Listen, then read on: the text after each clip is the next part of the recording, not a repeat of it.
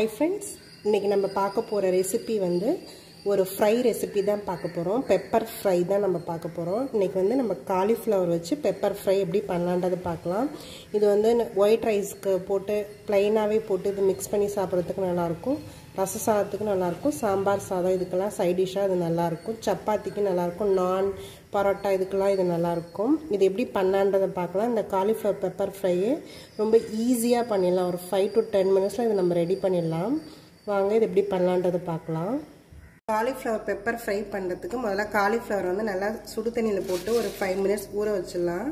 நான் கொஞ்சமாக அதில் சால்ட் போட்டுக்கிறேன். மஞ்சத்தூள் கொஞ்சமாக போட்டுக்கிறேன். தண்ணி நல்லா ஹீட் ஆகிடுச்சு. இந்த காலிஃப்ளவர் எல்லாத்தையும் நம்ம இதில் போட்டுக்கலாம். இது வந்து ஒரு 5 மினிட்ஸ் ரெஸ்ட்லேயே இருக்கட்டும். இந்த காலிஃப்ளவர் பெப்பர் ஃப்ரை பண்ணுறதுக்கு நான் வந்து கொஞ்சமாக ஆயில் எடுத்துக்கிறேன் கடாயில். இது நல்லா ஹீட் ஆகட்டும். ஆயில் நல்லா ஹீட் ஆகிடுச்சு. நான் வந்து தாளிக்கிறதுக்கு சோம்பு கொஞ்சமாக போட்டுக்கிறேன். கருவேப்பிலை போட்டுக்கிறேன்.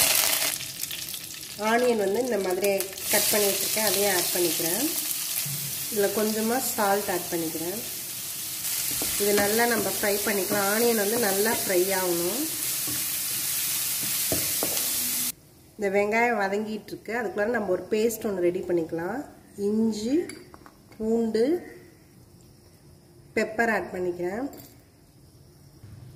1 ஸ்பூன் கிட்ட சோம்பு ஆட் பண்ணிக்கிறேன்.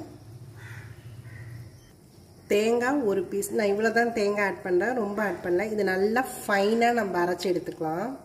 இந்த வெங்காயம் நல்லா வதங்கிடுச்சு. இப்போ வந்து நான் அந்த தக்காளி பீஸை ஆட் பண்ணிக்கிறேன். இந்த தக்காளியும் நல்லா வதங்கி வரணும். நல்லா தக்காளி மசிஞ்சு நல்லா வதங்கணும். அப்போ தான் நல்லாயிருக்கும் இந்த ஃப்ரை. இந்த வெங்காயம் தக்காளி எல்லாமே நல்லா வதங்கிடுச்சு. இப்போ வந்து நம்ம இந்த இஞ்சி, பூண்டு, தேங்காய் எல்லாம் சேர்த்து அரைச்சோம் இல்லையா, அந்த பேஸ்ட்டை வந்து இப்போ ஆட் பண்ணிக்கலாம். நம்ம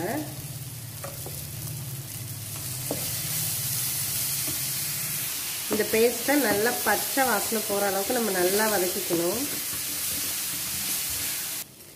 இதில் வந்து நம்ம இப்போ ஸ்பைசஸ் ஆட் பண்ணிக்கலாம். நான் கொஞ்சமாக மஞ்சத்தூள் ஆட் பண்ணிக்கிறேன்.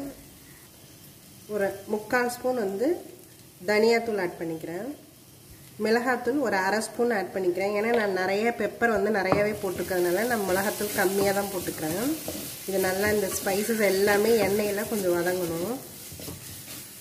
இப்போ இந்த மசாலா எல்லாமே நல்லா எண்ணெயில் வதங்கிடுச்சு. இப்போ வந்து இந்த நம்ம ரெஸ்ட்டில் வச்சுருந்தோம் இல்லையா காலிஃப்ளவர், இது எல்லாத்தையுமே இதில் ஆட் பண்ணிக்கலாம். நம்ம இதை நல்லா நம்ம இந்த மசாலாவோட மிக்ஸ் பண்ணிக்கலாம்.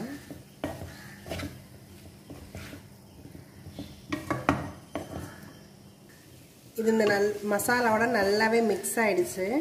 இதில் நம்ம தண்ணிலாம் எதுவுமே ஊற்ற வேணாம். இது வந்து நல்லா கவர் பண்ணிவிட்டு ஒரு 5 மினிட்ஸ்லேருந்து 10 மினிட்ஸ் வரைக்கும் இதை அப்படியே மூடி சிம்மில் வச்சிடலாம். இதிலே தண்ணி விடும், நம்ம தண்ணி ஆட் பண்ண தேவையில்லை. இது நல்லாவே ஒரு 10 நிமிஷம் ஆச்சு. இது நல்லா வெந்திருக்கு. நம்ம தண்ணியே ஊற்றல. இதில் தண்ணி எவ்வளோ வந்திருக்கு. இது இன்னும் கொஞ்சம் இந்த தண்ணியெல்லாம் நல்லா சுண்டணும். இது நல்லா இப்போ ட்ரை ஆகிடுச்சு. இதில் நமக்கு ரெடி ஆகிடுச்சு. இதில் லாஸ்ட்டாக கொஞ்சமாக கொத்தமல்லி தழை நிறுத்திக்கலாம்.